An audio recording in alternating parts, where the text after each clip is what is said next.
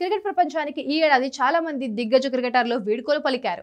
వీరు కేవలం తమ జట్ల కోసం అద్భుతమైన ప్రదర్శన ఇవ్వడమే కాదు, అభిమానుల హృదయాల్లో కూడా ప్రత్యేక స్థానాన్ని సంపాదించుకున్నారు. తమ team India veteran batsmen Cheteshwar Pujara అంతర్జాతీయ క్రికెట్ నుంచి రిటైర్మెంట్ ప్రకటించారు. ఈ సంవత్సరంలో క్రికెట్ కు గుడ్ బై చెప్పిన 18వ ఆటగాడు ఆయన.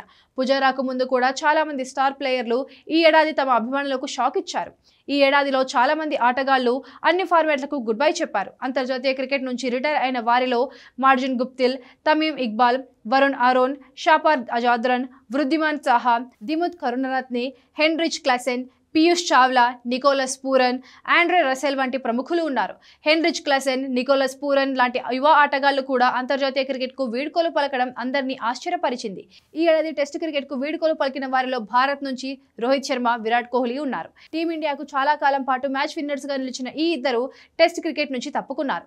వీరితో పాటు శ్రీలంక ఆటగాడు ఎంజేలో మాథ్యూస్ కూడా ఈ ఏడాది టెస్ట్ క్రికెట్ నుంచి తప్పుకున్నాడు. 2025లో వన్డే ఫార్మాట్ కు వీడ్కోలు పలికిన వారిలో ఆస్ట్రేలియాకు చెందిన Marcus Stoinis, Glenn Maxwell, Steve Smith, Bangladesh కు చెందిన ముష్ఫికర్ రహీం వంటి స్టార్ బ్యాట్స్మెన్లు ఉన్నారు.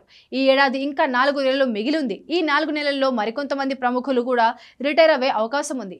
ఈ ఆటగాళ్ల రిటైర్మెంట్ క్రికెట్ అభిమానులకు ఒక బాధాకరమైన క్షణాన్ని ఇచ్చింది.